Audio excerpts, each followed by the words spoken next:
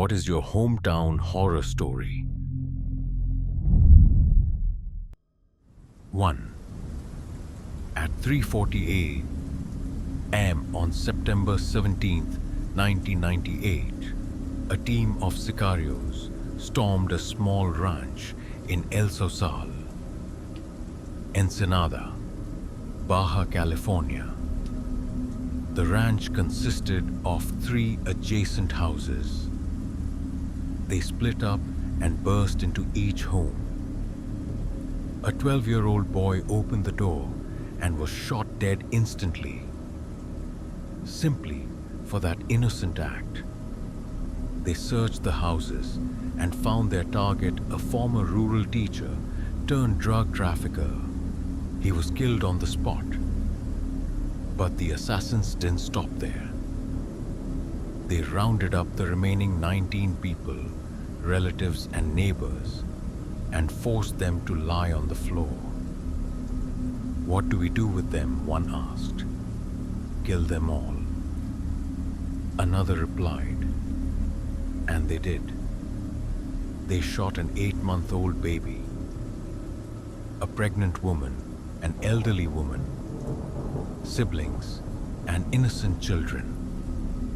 The massacre, which left 18 dead and 3 injured, was an unprecedented horror in this town, leaving an indelible scar on El Sauzal. 2.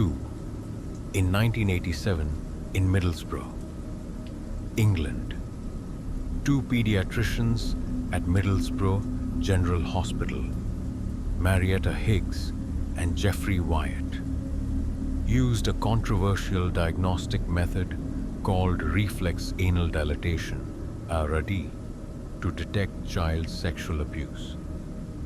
This method, based on examining anal reflexes, lacked reliable scientific evidence. Over 5 months, they diagnosed 121 children as victims of abuse, even though many were at the hospital for unrelated issues like asthma, with no other evidence of abuse. Based on these diagnoses, 121 children were removed from their families and placed in hospitals or social care facilities, causing immense distress to families. Parents fiercely protested, turning to the media and politicians. A public inquiry led by Justice Elizabeth Butler Sloss concluded that most diagnoses, 94 cases, were incorrect. 94 children were returned to their families, but many families were shattered, and Middlesbrough was wrongly labeled a pedophile hotspot. The scandal led to the Children Act 1991, improving child protection procedures.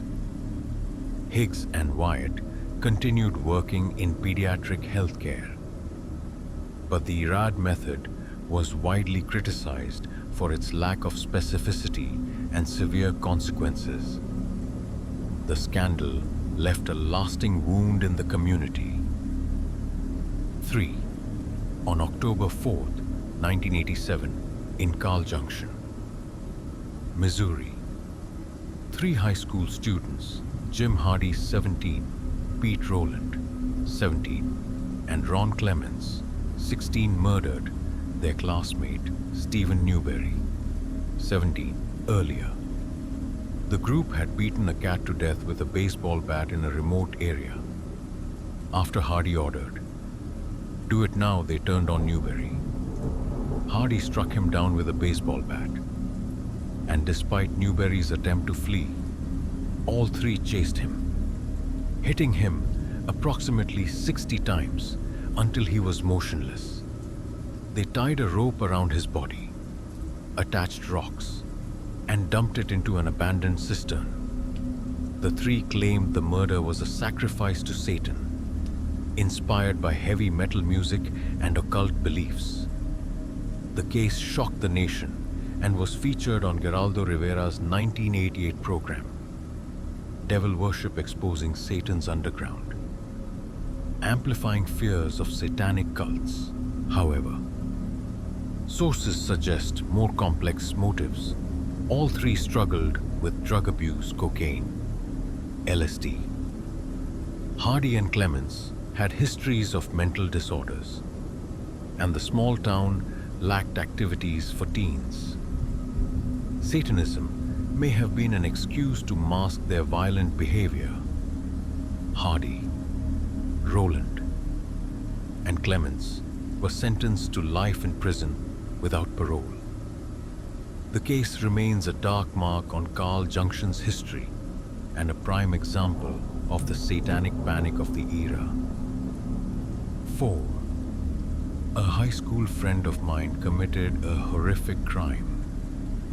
He decapitated his girlfriend, cut out her uterus, ate it, then wrapped her head in plastic and dumped it in a swamp near my house.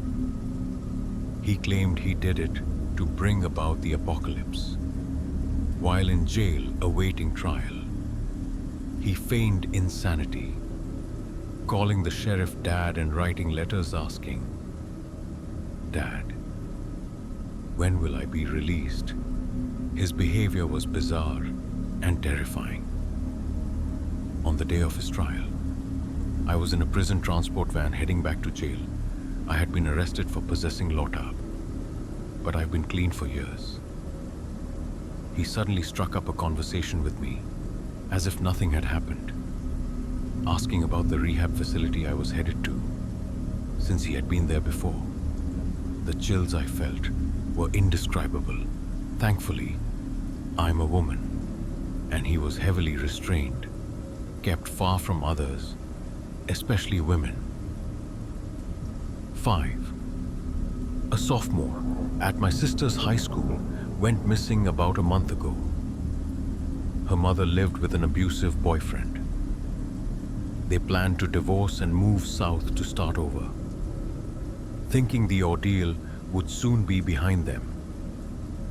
The girl didn't show up to school for a few days, and her friends assumed she was sick. They likely texted her, but no one suspected the truth. A neighbor noticed a foul smell coming from her house and alerted the police. When officers arrived, they found the girl and her mother beaten to death with a hammer, their bodies decomposing. The boyfriend was the killer, leaving them there after the act. The most haunting thought is wondering who was killed first, forced to watch the other being bludgeoned to death. He's now in prison, and I hope he rots there. 6. One night, my neighbor killed his ex-girlfriend and her new boyfriend. Police received a 911 call capturing the horrific event. When I got home late, I saw 3 unmarked police cars parked on the street, with officers inside waiting. One even joked, telling me to call my cat when I whistled for my pet to come inside. Eventually, the neighbor was arrested. The next morning, news vans flooded the neighborhood.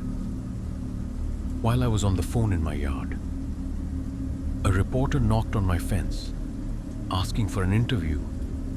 A few others approached too. My brother said the scene resembled the movie Nightcrawler. Even more disturbing, when the guy went to court. He tried to get my mom to be a character witness, even though we barely knew him. Clearly, he wanted to exploit her kindness to hide his monstrous nature.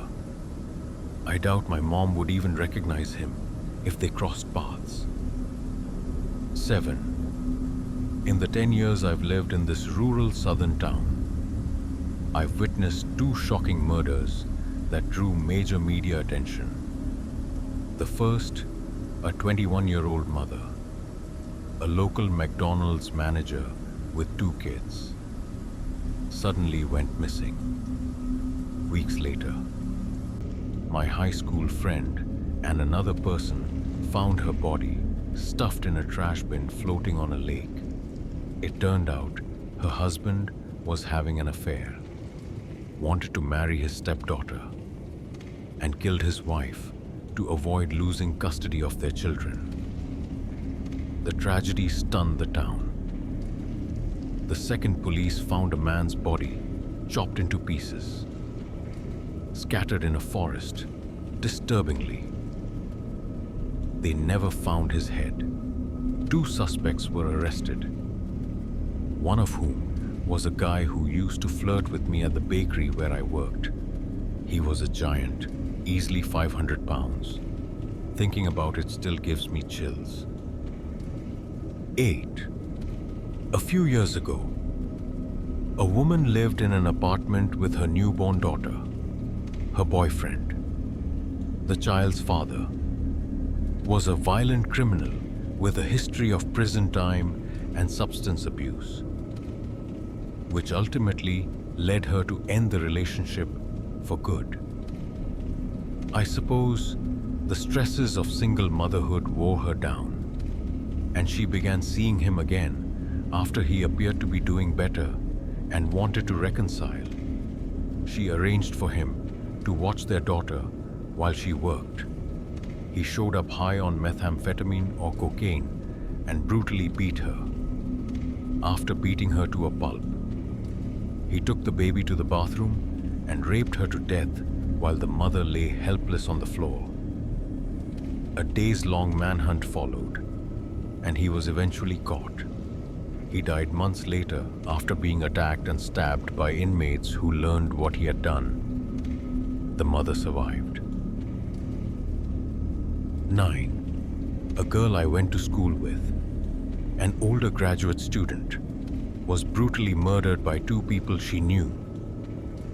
They beat her nearly to death, left her to die, then returned and set her on fire. She was still alive. A law is now being drafted in her name because she had special needs, and they want harsher penalties for such crimes. She was one of the sweetest girls, and I often think of her. This happened on this day, 2 years ago. Another case involved a woman my aunt worked with. She dated a co-worker at a factory that hired ex-convicts. Everyone knew he was abusive.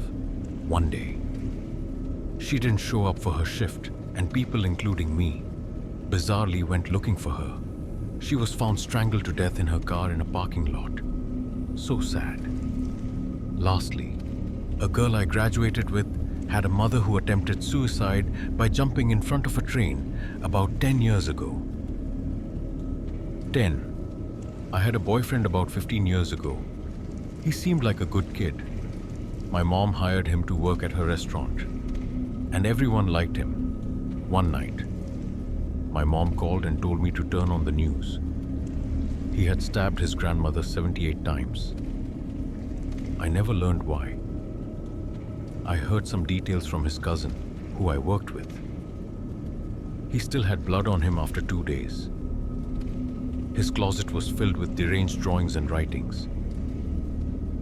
11. On St. Patrick's Day, 1995, 6 teens from my hometown went missing on Lake Ontario. My brother and I were friends with one of the boys and his sister that night.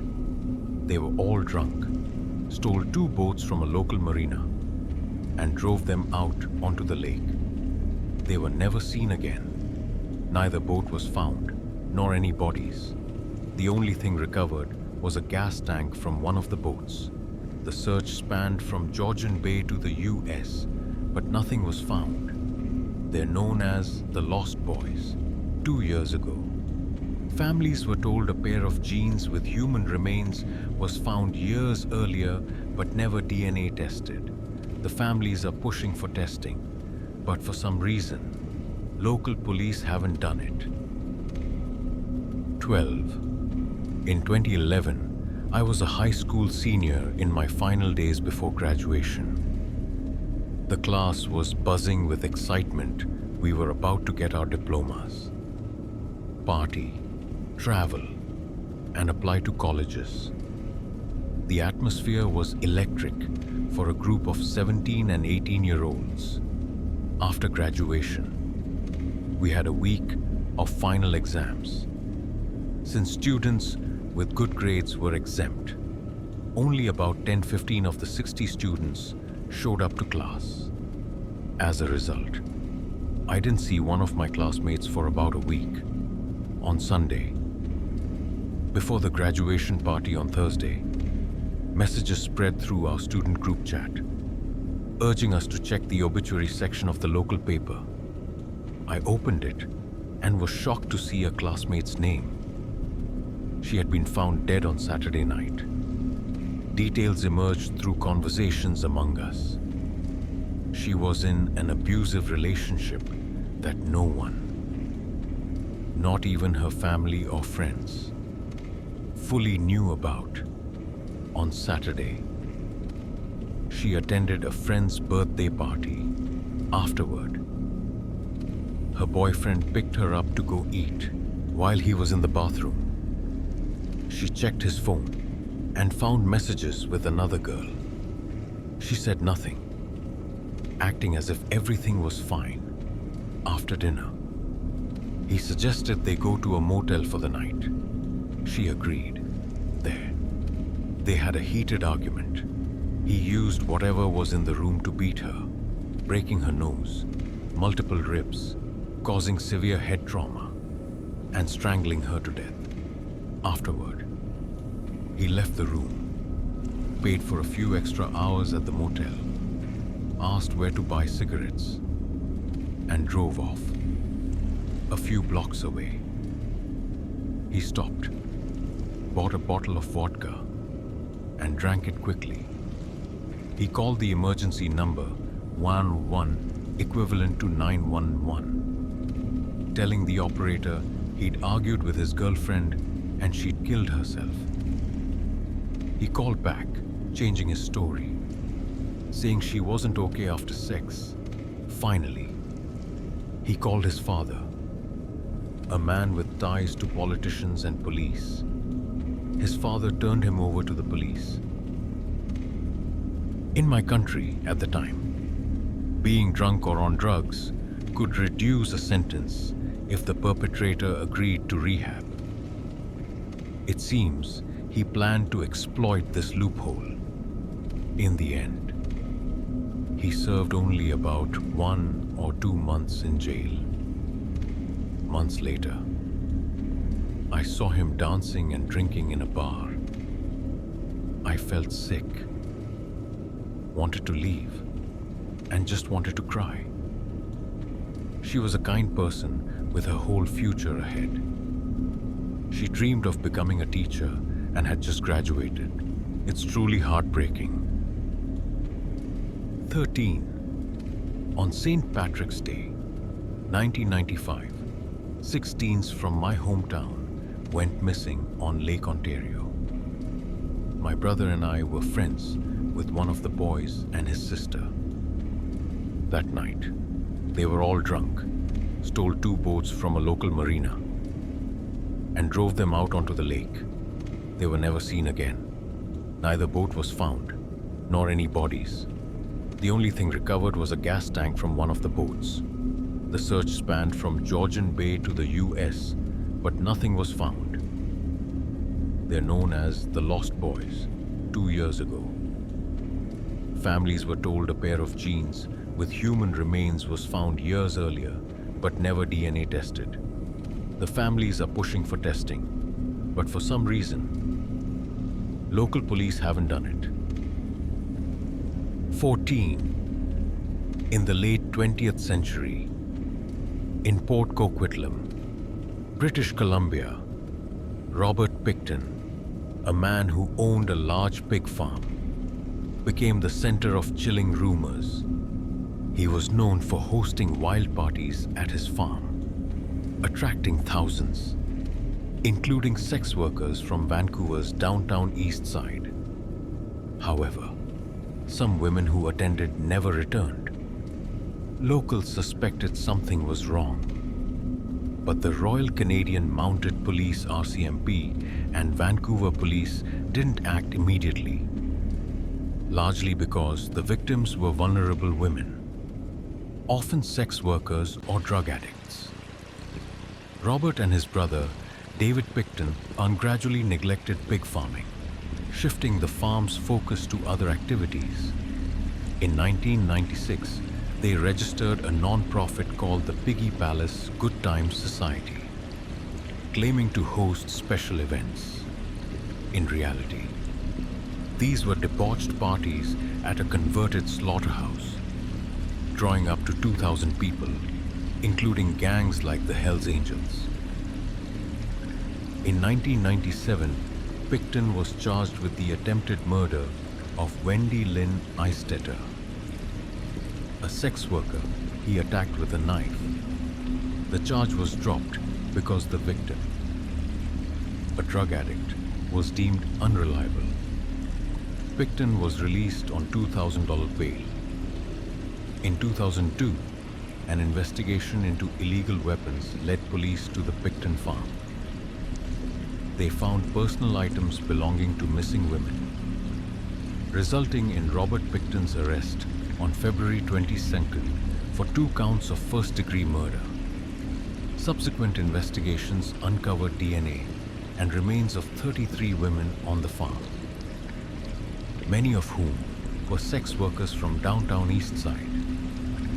Pickton confessed to an undercover officer that he killed 49 women and regretted not reaching 50. Reports suggest he ground victims' bodies and mixed them into pork sold to the public, or fed them to his pigs. By the time of his arrest, Pickton had sold much of the farm's land for housing and retail development, including an area now home to a Costco, a community economic staple. This complicated the investigation, as excavating for more remains would disrupt developed areas. Thus, police opted not to search the entire property. Pickton's trial began in 2006 in New Westminster. Initially, with 27 counts of first-degree murder, he was ultimately convicted of 6 counts of second-degree murder in 2007 and sentenced to life in prison without parole for 25 years, the maximum penalty for that charge at the time. The other 20 charges were stayed as he had received the maximum sentence. Pickton died in 2024 after being attacked in prison. The Pickton case exposed systemic failures in protecting vulnerable women and police delays in investigating. It also sparked controversy when the RCMP proposed destroying 14,000 pieces of evidence from the farm in 2023, raising fears among victims' families that the truth about unresolved cases could be lost. 15. An entire family was murdered by the ex-boyfriend of their daughter.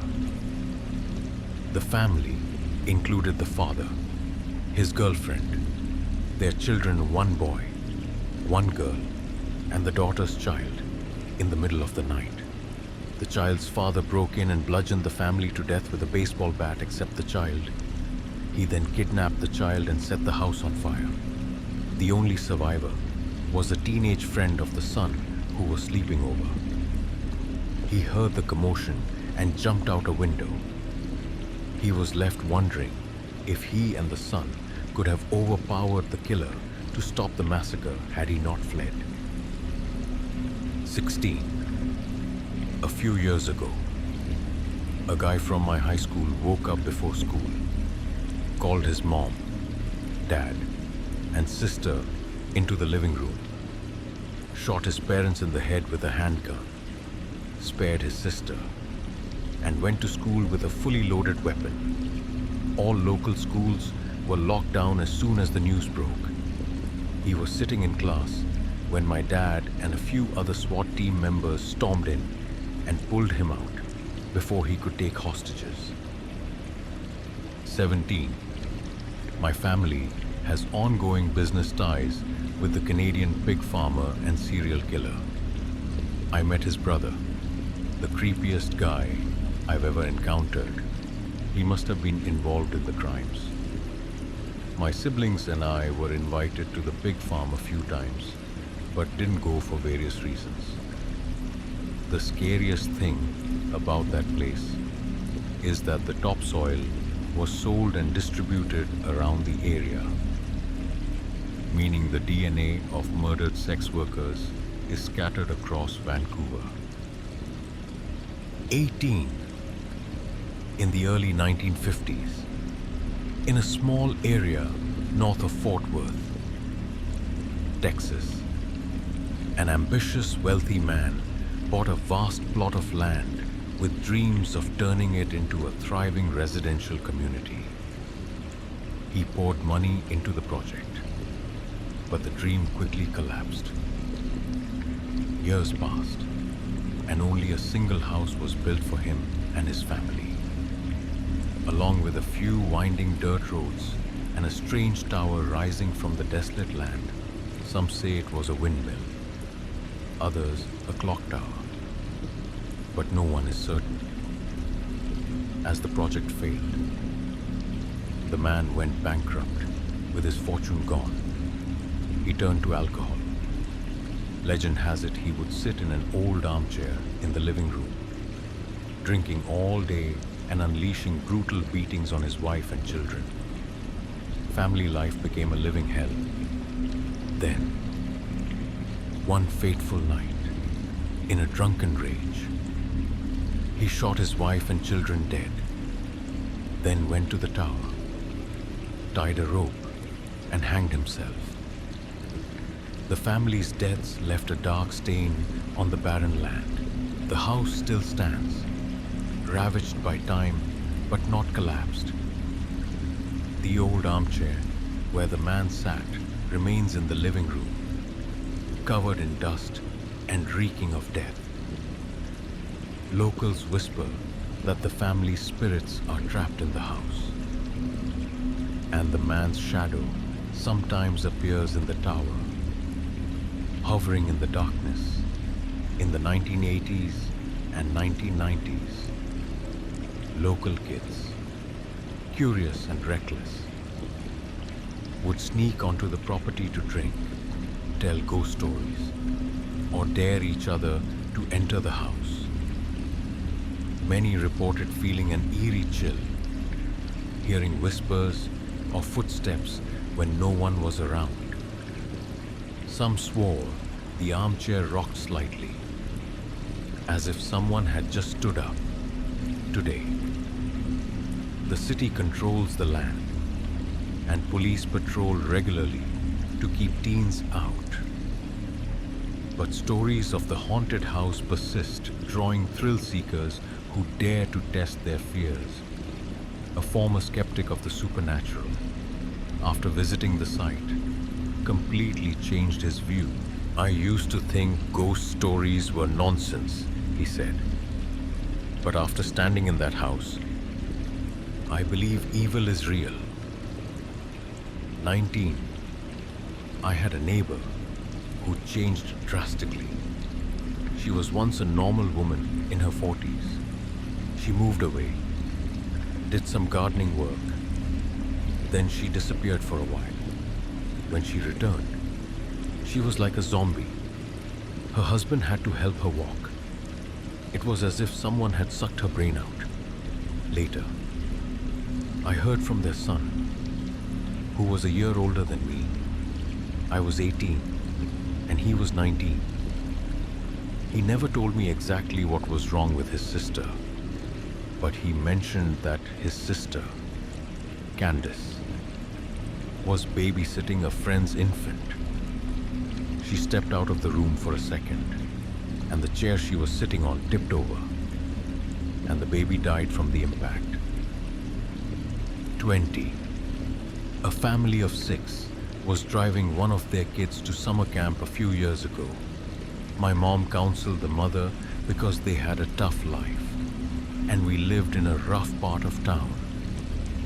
They dropped off their 9-year-old at camp, and on the way home, their truck crashed, killing all 4 family members: the mother, stepfather, older sister, 3-year-old brother, and 1-year-old sister. The worst part is no one told the girl until she finished her week at camp. 21. Scott Peterson killed his wife and unborn child. He decapitated his wife, Lacey, and sawed off her arms and legs. He cut open her abdomen and killed their unborn child. He did the same to their son, cutting off arms, legs, and head. He then dumped their bodies in San Francisco Bay weeks later. A beachgoer stumbled upon the remains. Peterson organized a search with Lassie's parents. When police finally discovered he was responsible, he was on his way to Mexico, but was arrested. 22. In a small town near Fort Worth, Texas, a chilling story circulates about a horrific attack. A young woman in her mid-20s, known for being unlikable in the community, responded to a Craigslist ad for children's shoes. The seller was a pregnant woman in her 30s, living a few miles away in a quiet neighborhood. When the young woman arrived at the pregnant woman's house, everything seemed normal at first. They chatted, but no one knew the younger woman had planned a heinous act. When they were alone, she attacked, dragging the expectant mother to the basement and restraining her.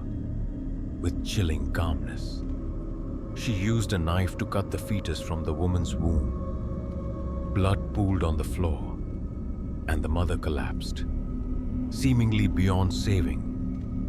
But by some miracle, the pregnant woman remained conscious. After the attacker left, she crawled to a phone and called 911, pleading for help through her agony. Police and paramedics rushed her to the hospital. Though she survived the nightmare, she endured the devastating loss of her unborn child. The story spread through the town, leaving people horrified.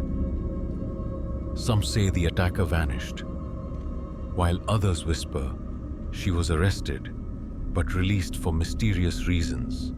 Whatever the truth, the incident left a scar on the community, making many wary of Craigslist transactions. 23. During high school, there was a kid we'll call Tim. He was always a bit awkward but came from a decent family. He started acting really strange for a few weeks and even ran away from home. His best friend's family let him stay with them briefly. One night, he stabbed their youngest brother, maybe 8 years old, multiple times in the chest and fled. This shocked our small town because nearly every high schooler or younger knew Tim and/or the victim's family. Tim had been to my house because I saw him walking alone and picked him up. I barely knew the victim's family or the kid, but thinking about it still gives me chills. I can't imagine what that family went through. All they tried to do was help a kid from a troubled home. 24. Remember the 80s and all those lovely satanic sex cults popping up out of nowhere? I don't really recall because I was a kid. But growing up in a Christian family, you heard the stories. In 1988, Paul Ingram was the county Republican chairman and a deputy sheriff. His daughter accused him of sexual abuse while at camp, and the camp counselor alerted authorities. When Paul went to work the next day, he was pulled into an interrogation room. At the time, he denied it, But the church believed the devil could control you without leaving memories seriously. So Paul's claim was, there must be some dark side of me I don't know about. Then his other kids made accusations, and they got weirder. Stories emerged of 30 other sheriff's department employees gathering at satanic rituals where children were routinely abused, impregnated, aborted, and abused again. Tales of innocent townsfolk being sacrificed to dark forces. You'd think they were aiming for a Jordan, Minnesota-level scandal. Then police accused the mother of being involved, because how could this go on for years without her knowing Paul and his wife denied everything? Police brought in an independent psychologist to talk to the kids, who concluded they made it all up. But they were still prosecuted for abuse, and Paul was convicted and released in 2003.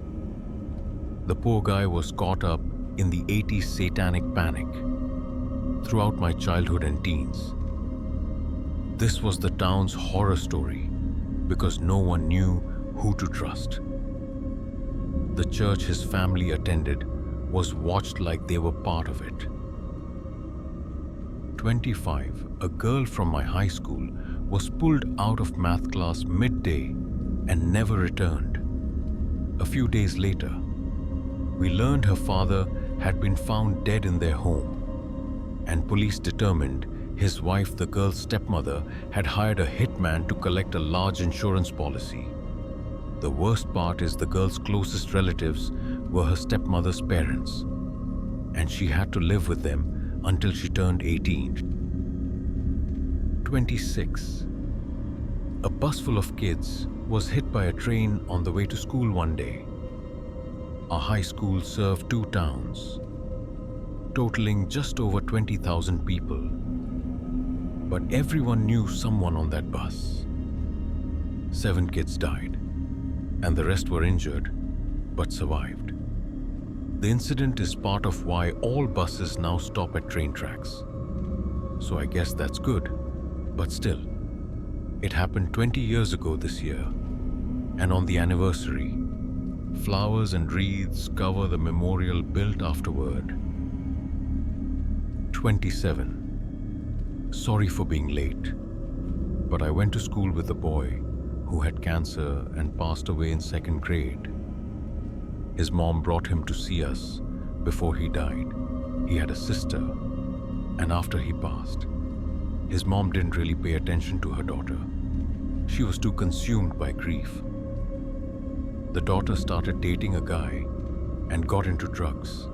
The guy was totally abusive, but her mom didn't care. They dated for a while, and from what I heard, she tried to break up with him, but he wouldn't let her. The guy and her stepfather raped and killed her. But worse, they placed her body on her brother's grave. When her mom found out, she broke down. I don't know what happened to her after all that. There were rumors she was sent to a mental hospital. The guy and stepfather fled, but I don't think they were ever caught. 28. In the mid-1990s, in a quiet Fort Worth, Texas neighborhood, Emily, a kind and gentle 16-year-old, endured unimaginable pain. One day, while her stepfather was out, Emily decided to check her mother's bedroom after days of being forbidden to enter. Her stepfather had told Emily and her 3 siblings that their mother was gravely ill and needed bed rest, undisturbed. But after 3 days, suspicion drove Emily to act when she opened the door. She faced a horrific sight. Her mother lay motionless on the bed, strangled to death. The body had been there for over 3 days. Since her stepfather's brutal act, Emily, a girl who had never done anything wrong, collapsed. Her entire world shattered with the loss of her mother and the betrayal of the stepfather her family had trusted. Police were quickly called. Within days, Emily's stepfather was arrested, though justice was served. The pain for Emily and her siblings could never be erased. The story spread through Fort Worth, leaving a deep sadness and reminding people of the tragedies that can lurk behind closed doors. 29. When I was in 7th grade, a local teen girl went missing after a late shift at Wendy's. About a week later, an off-duty officer found her dead near a public trail. The man who killed her was running naked, high on drugs, down a main street, screaming that he'd killed her, then denying it, then admitting it. He detailed why and how he killed her, including admitting he planned to rape her but didn't, and had strangled her with his mother in the next room. It really shook the city, and I just remember seeing her posters everywhere, sadly.